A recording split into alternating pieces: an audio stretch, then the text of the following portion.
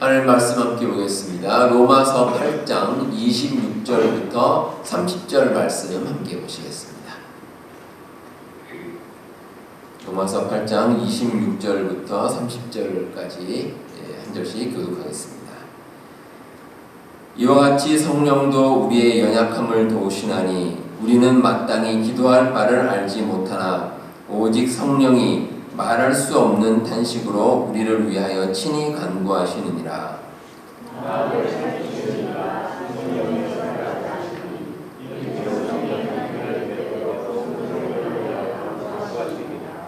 우리가 알거니와 하나님을 사랑하는 자 곧 그의 뜻대로 부르심을 입은 자들에게는 모든 것이 합력하여 선을 이루느니라.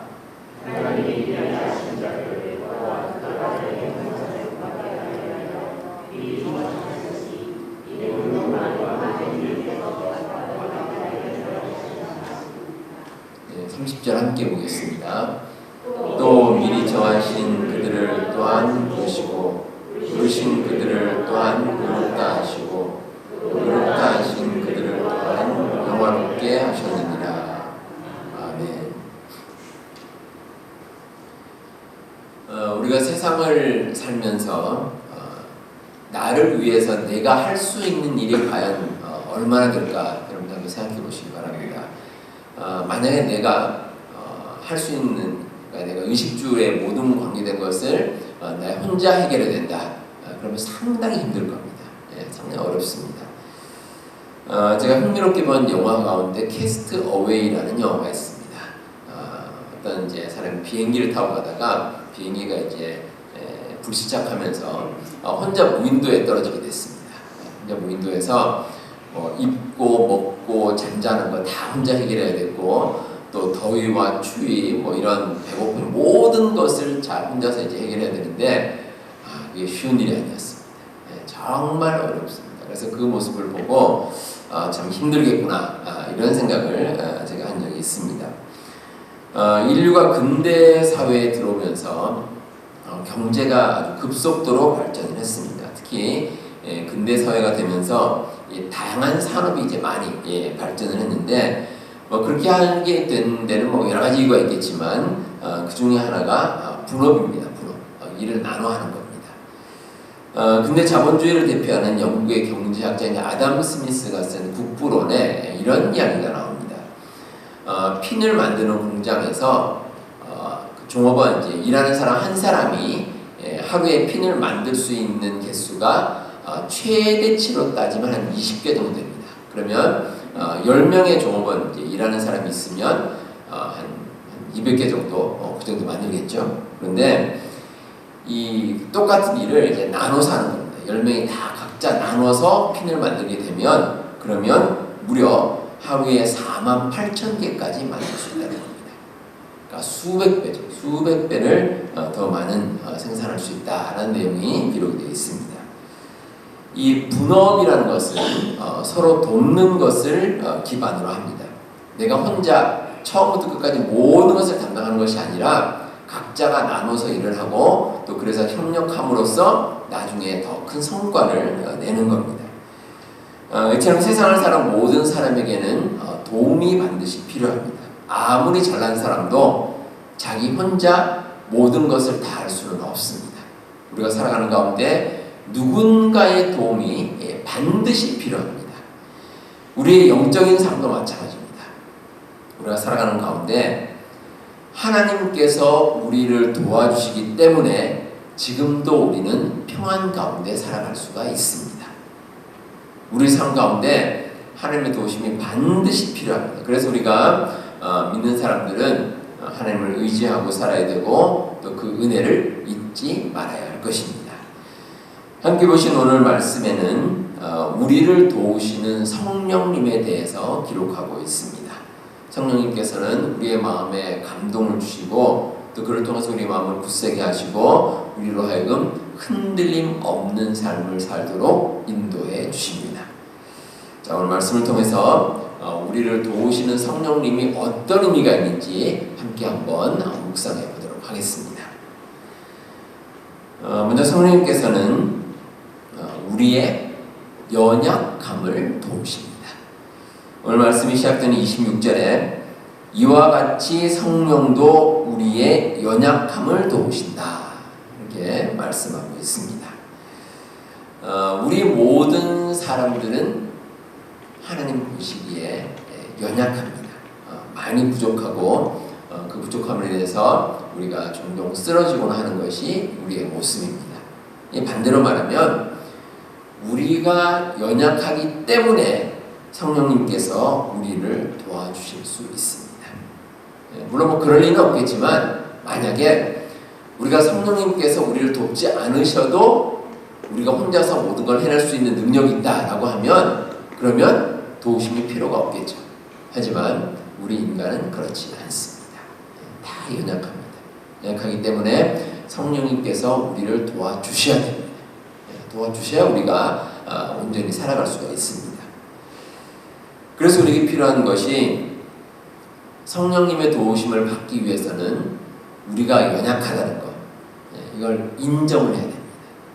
내가 연약합니다. 나는 부족합니다. 인정을 해야 됩니다. 인정을 해야 성령님의 도우심을 받을 수 있고 또 그래야 우리가 온전한 삶을 살아갈 수가 있습니다. 미국에서 가장 존경받는 대통령 가운데 대표적으로 이제 아브라함 링컨 대통령이 있습니다. 우리가 사는 이제 일리노이에서 활동을 많이 하셨기 때문에 여러분들 차량 번호판에 보면 랜드 오브 링컨 이렇게 이제 써 있죠. 그래서 링컨이 이제 활동한 그런 스테이트다 이렇게 이제 생각하고 또 자랑스럽게 의원인데, 근데 링컨에 이제 많은 일화들이 있습니다. 그 중에서 대표적으로 이 링컨 이제 대통령으로 출마를 했을 때 이제 상대편 진영에서 링컨을 조롱합니다. 어떻게 조롱했냐면 두 가지입니다. 하나는 링컨이 원숭이처럼 못생겼다는 겁니다. 원숭이처럼 아주 못생겼다 이렇게 이제 조롱을 하고, 하나는 이중인격자다. 두 가지 얼굴을 가지고 있다. 뭐 이런 식으로 비판을 하고 조롱을 했습니다. 그래서 링컨이 이제 연설할 때 이런 말을 했습니다. 내가 정말 두 얼굴을 가졌다면 이처럼 중요한 자리에 왜 이렇게 못생긴 얼굴로 나왔겠습니까?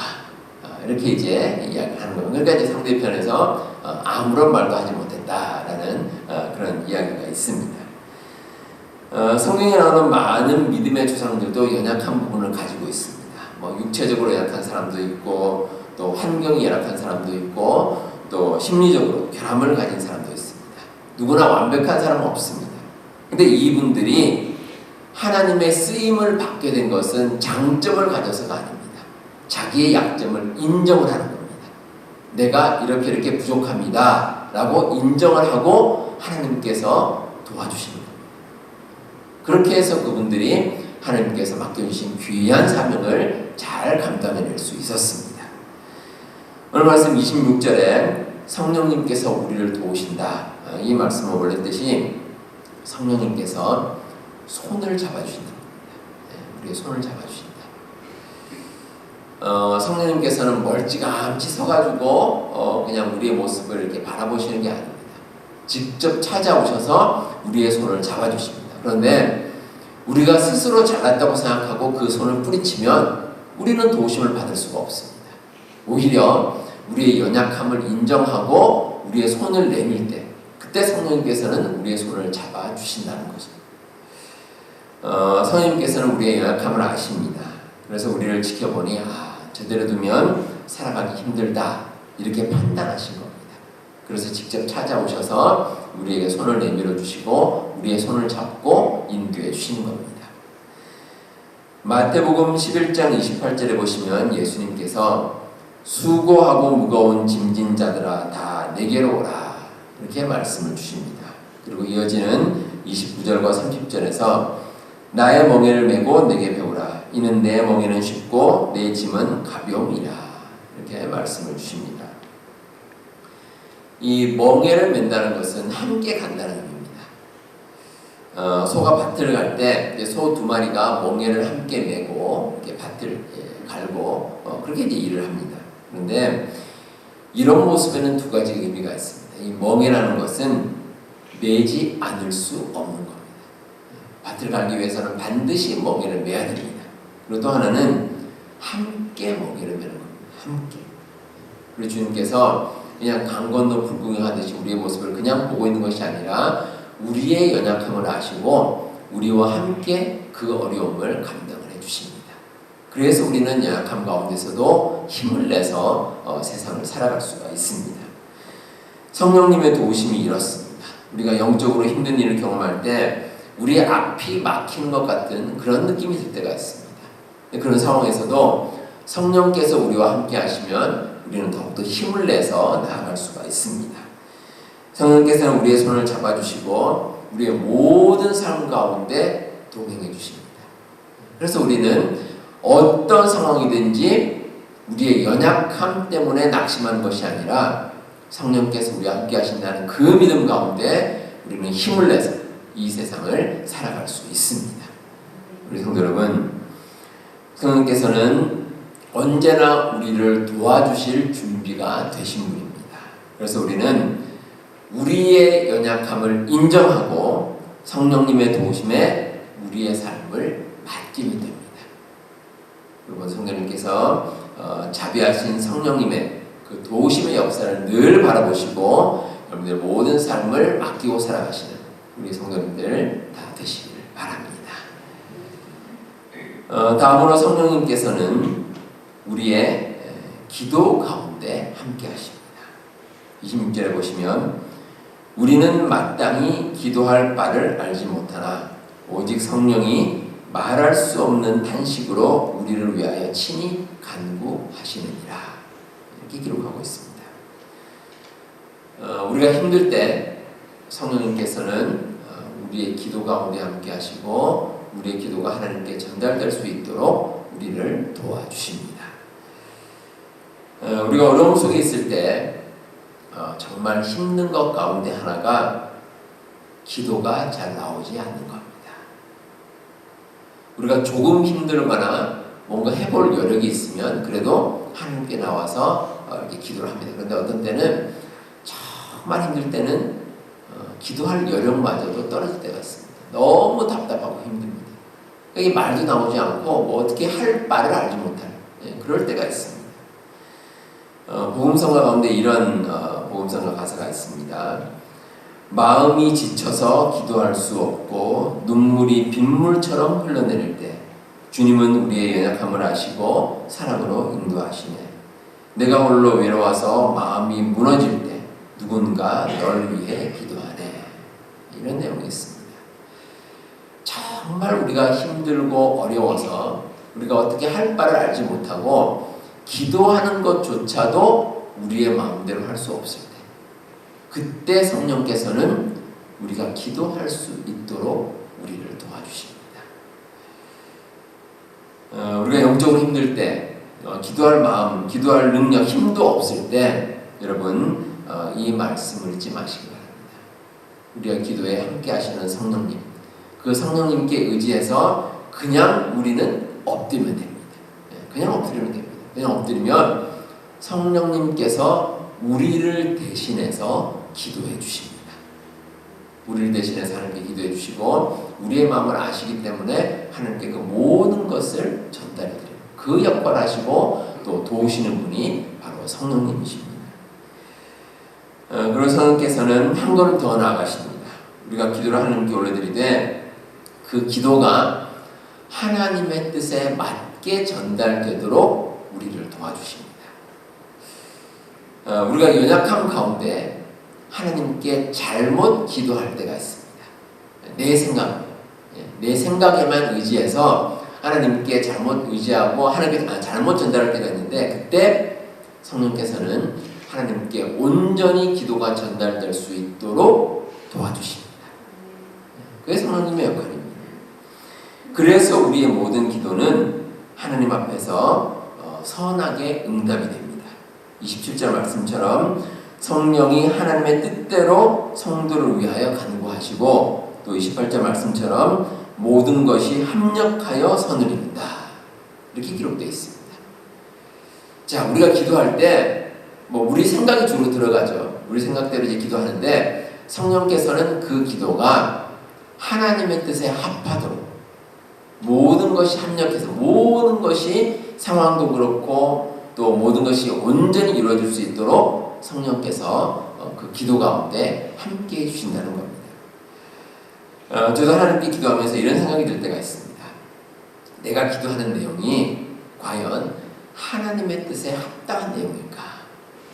이런 생각을 할 때가 있습니다. 여러분들 어떻게 생각하십니까? 우리가 기도하는 가운데 우리가 가진 기도 제목이 있습니다. 그렇죠? 내가 가진 기도 제목이 있습니다. 이렇게 하나님께서 응답해 주셨으면 좋겠다라고 생각하는 기도 제목이 있는데 우리가 생각하기에 그 기도 제목이 꼭 필요하다고 생각을 합니다. 하지만 하나님께서 보시기에 정말 합당한지는 하나님께서만 아십니다. 그래서 때로는 우리에게 더 좋은 것으로 채워주시기 위해서 우리의 생각과는 다르게 응답해 주실 때도 있습니다. 근데 그 역할을 성령님께서 해주십니다. 더욱이 우리는 미래를 알지 못합니다. 우리가 앞으로 어떻게 되는 것이 우리에게 꼭 맞는 것인지 우리는 알 수가 없습니다. 오늘 말씀에도 우리는 마땅히 기도할 바를 알지 못한다 이렇게 기록하고 있습니다. 우리가 기도하는 것이 제대로 된 것인지 우리가 알지 못할 때가 있습니다.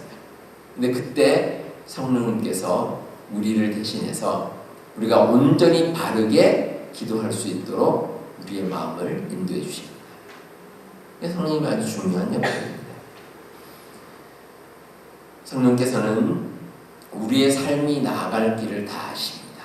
여러분들이 지금까지 살아온 모든 삶도 아시고 여러분들이 앞으로 살아가야 될 시간들도 알고 계십니다. 우리 교회도 마찬가지입니다. 우리 교회가 지금까지 이루어왔던 모든 일들 다 아시고 또 우리 교회가 앞으로 어떻게 나아가야 될지도 성령께서는 다 알고 계십니다. 그래서 우리가 기도할 때 그 모든 것이 합력해서 선을 이루어 나갈 수 있도록 성령께서 다 도와주십니다.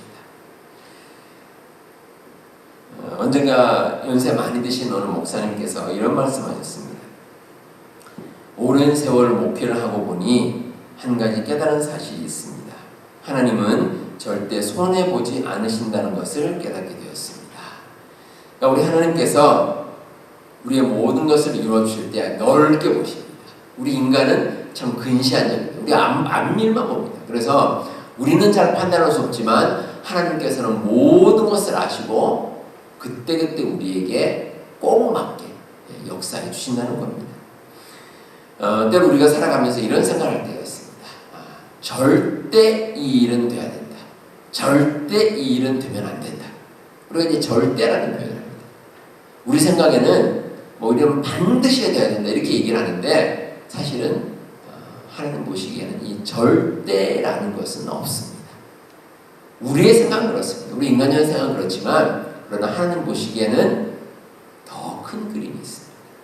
더 놀라운 뜻이 하나님께 있습니다. 우리의 생각에는 그래서 때로는 이해가 되지 않을지라도 하나님의 뜻은 참 오묘합니다. 하나님께서 정말 우리에게 꼭 맞게 역사해 주시고 그 모든 것을 이루어 주십니다. 그렇기 때문에 우리의 기도는 하나님 앞에서 열려 있어야 됩니다. 내가 생각하는 것만 고집하는 것이 아니라 하나님께서 우리에게 선하게 이루어질 것을 기대하면서 열린 마음으로 모든 것 내려놓고 하나님께 나아가야 될 것입니다. 그러면 하나님께서 정말 우리에게 필요한 대로 꼭 맞는 대로 응답해 주시고 역사해 주실 줄로 믿습니다. 마지막으로 성령께서는 우리가 믿음의 길을 가도록 도와주십니다. 30절에 보시면 또 미리 정하신 그들을 또한 부르시고 부르신 그들을 또한 의롭다 하시고 의롭다 하신 그들을 또한 영화롭게 하셨느니라. 이렇게 기록되어 있습니다. 하나님께서는 우리 믿는 자들을 위해서 원대한 계획을 세우셨습니다. 그래서 먼저 우리 믿는 자들을 선택하셨습니다. 여기는 이제 신학적으로 예정론이라고 하는데 여러분 모두 한 사람 한 사람을 하나님께서 태초부터 선택해 주셨습니다. 자, 그리고 여러분들 마음 가운데 감동을 주셔서 하나님을 믿게끔 인도해 주셨습니다. 그리고 믿음을 가진 그리스도인으로서 우리가 온전히 바르게 살 수 있게끔, 성화라 그러죠. 거룩한 삶을 살 수 있게끔 또 하나님께서 우리를 도와주셨습니다. 근데 이런 일련의 과정에 가장 중요한 핵심이 하나 있습니다. 일단 우리가 믿음의 길로 가도록 우리의 마음을 변화시켜 주시는 거예요. 변화시키는 거. 이게 성령님의 역할입니다. 여러분, 우리 사람이 마음이 변화되는 것이 얼마나 어려운지 모릅니다. 정말 어려운 일입니다. 누군가 사람의 마음 변화시키는 거 세상에 이만큼 어려운 일도 없습니다. 참 어렵습니다. 그런데 성령께서 우리 마음에 감동을 주셔서 우리가 하나님 믿고 거룩한 삶을 살 수 있도록 우리의 생각을 변화시켜 주셨습니다. 얼마나 감사한 일입니다. 그래서 우리가 성령님의 역할을 통해서 우리가 믿음의 길로 갈 수 있게 되었습니다. 우리가 누군가를 믿고 또 무엇인가를 믿는 것은 대단한 결단입니다. 아주 놀라운 결단입니다. 히브리서 11장 1절에 믿음은 바라는 것들의 실상이요 보이지 않는 것들의 증거라, 이런 말씀이 나옵니다.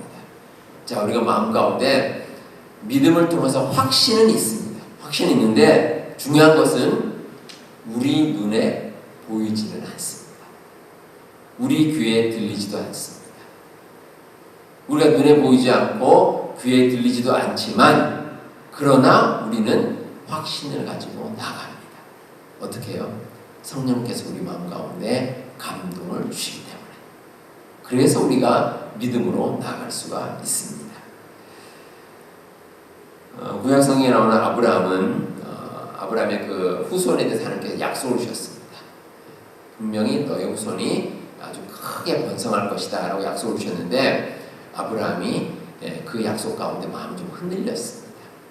그래서 그 마음에 가장 문제가 뭐였냐면 조바심입니다. 조바심. 빨리 후손이 태어나야 될 텐데.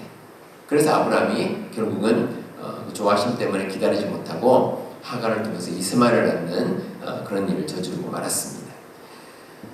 또 롯의 아내는 이 소돔성을 떠나면서 뒤를 돌아보았습니다. 그래서 결국 이제 소금 기둥이 되었는데 하나님께서 이렇게 하지 말라고 하셨죠.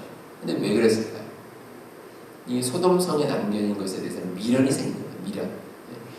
그 소돔성에 좋은 것도 많은데 귀한 것이 많은데 이 미련이 생기니까 자기도 모르게 뒤를 돌아보고 그러니까 믿음의 길로 나아가지 못한 겁니다. 우리가 사는 이 세상도 마찬가지입니다. 세상에는 다양한 주장과 다양한 가치가 있습니다. 그 중에는 우리의 믿음을 흔드는 것이 있습니다. 세상의 것이 자꾸 우리의 믿음을 흔듭니다. 우리의 믿음을 흔들어서 우리를 힘들게 만듭니다. 근데 여러분, 영적으로 바른 길은 하나밖에 없습니다. 하나님 따라가는 거. 그거밖에 없습니다. 왜 속담에 그런 말 있죠. 사공이 많으면 배가 산으로 간다 그러는데 이게 사공이 많아서 그렇습니다. 이 배를 인도하는 선장 한 사람만 붙들고 나가면 되는데 그게 우리가 잘 되지 않을 때가 있다는 겁니다. 그 선장이 누굽니까? 우리 하나님이십니다. 하나님 붙들고 살아가면 그러면 올바른 길로 갈 수 있는데 세상의 많은 것들이 우리의 마음을 자꾸 흔들어 놓습니다. 그래서 우리가 믿음의 길로 가지 않도록 그렇게 우리를 흔드는데 중요한 것은 우리가 그 많은 유혹 가운데서도 우리 하나님 붙들고 나가는 겁니다. 그리고 그 길을 가는데 우리를 도우시는 분이 성령님이십니다. 그래서 우리가 성령님 의지하고 나가는 겁니다. 우리 성도 여러분, 성령님께서는 우리를 도와주시는 역할을 감당하십니다. 제가 축도를 할 때 성령님의 교통하심이라는 말을 합니다. 교통이라는 것은 함께 하신다는 겁니다. 영어로 말하면 펠로십입니다. 펠로십. 함께 하는 거예요. 함께 하는 거예요. 성령께서는 언제나 우리 곁에서 우리를 함께 하시고 또 우리를 도와주십니다. 그래서 여러분들 이 세상 살아갈 때 우리가 연약할 때 도와주시고 또 우리의 기도를 도와주시고 또 우리가 믿음의 길로 가도록 도와주시는 우리 성령님께 여러분들의 삶을 의지하시기 바랍니다. 그러면 반드시 도와주시고 또 우리의 모든 길이 선하게 인도되도록 하나님께서 인도해 주십니다. 이 믿음 가지시고 우리를 도우시는 성령님의 역사에 여러분들의 모든 삶을 맡기시는 우리 성도님들 다 되시기를 바랍니다.